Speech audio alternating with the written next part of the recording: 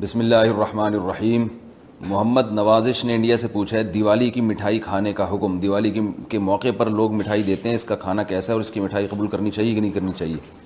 اس پر پوری امت کا اجماع ہے کہ جو بھی غیر مسلموں کے مذہبی تہوار ہیں، مذہبی رسومات ہیں، ان میں کسی قسم کی شرکت جائز نہیں ہے۔ قرآن مجید نے غیر مسلموں کی دو اقسام بیان کی ہیں،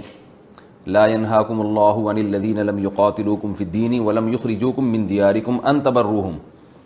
کہ وہ غیر مسلم جو تمہاری دشمن نہیں ہیں، جنہوں نے تمہیں گھروں سے نہیں نکالا، تم پر ظلم زیادتی نہیں کی، تو اللہ تعالیٰ تمہیں منع نہیں کرتا کہ ان سے اچھا سلوک کرو، بلکہ اللہ تمہیں حکم دیتا ہے کہ ان کے ساتھ اچھا سلوک کرو، کیونکہ اللہ تعالیٰ انصاف کرنے والوں کو پسند کرتے ہیں۔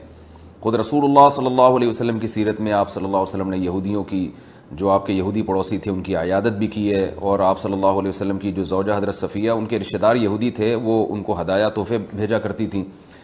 تو غیر مسلم جس سے جنگ نہ ہو، اس کے بارے میں اچھا سلوک کا حکم ہے، اس کو ہدایہ دینا، اس کو تحفے دینا، اس پہ صدقہ کرنا بھی جائز ہے۔ لیکن اس کی ایک باؤنڈری ہے، وہ یہ ہے کہ ایسا نہ ہو کہ آپ ان کے مذہبی معاملات میں، ان کی مذہبی رسومات میں شرکت کرنا شروع کر دیں، کیونکہ کسی بھی طرح سے ان کے مذہب کو اپریشیٹ کرنا، اس کی حوصلہ افزائی کرنا جائز نہیں ہے، کیونکہ یہ اس کی علامت ہے کہ آپ کو اپنے برحق ہونے پر اطمینان نہیں ہے۔ لوگ یہ کہتے ہیں کہ وہ بھی تو ہماری عید میں شریک ہوتے ہیں،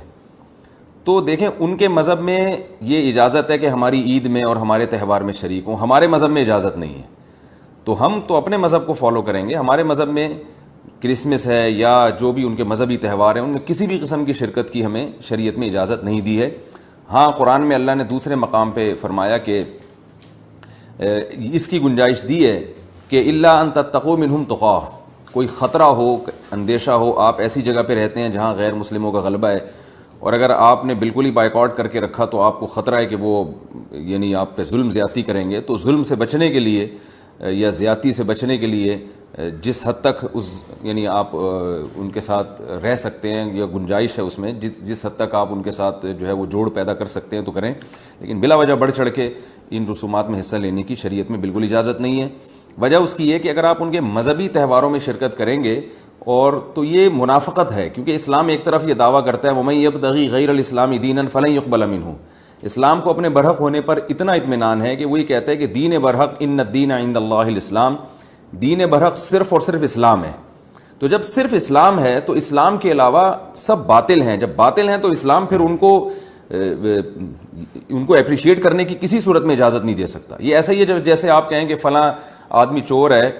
اور میں اس کی چوری کو غلط بھی سمجھتا ہوں، ٹھیک ہے، آپ اس کے ساتھ احسان کریں گے، اس کے ساتھ اس نے سلوک کریں گے، لیکن چوری کے معاملے میں آپ اس کی رہنمائی کرنا شروع کر دیں یا اپریشیٹ کرنا شروع کر دیں، یا وہ چوری کر کے لائے اور آپ اس کا مال کھانا شروع کر دیں،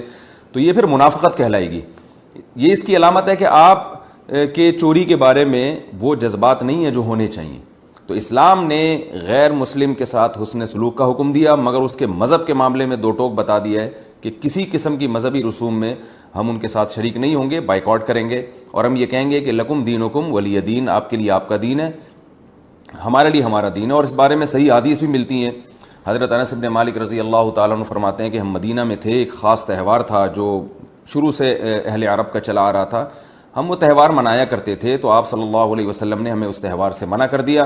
اور آپ صلی اللہ علیہ وسلم نے فرمایا کہ اللہ تعالیٰ نے ہمیں اس کے بدلے میں دو تہوار دے دیے ہیں، ایک عید الفطر اور عید الاضحیٰ۔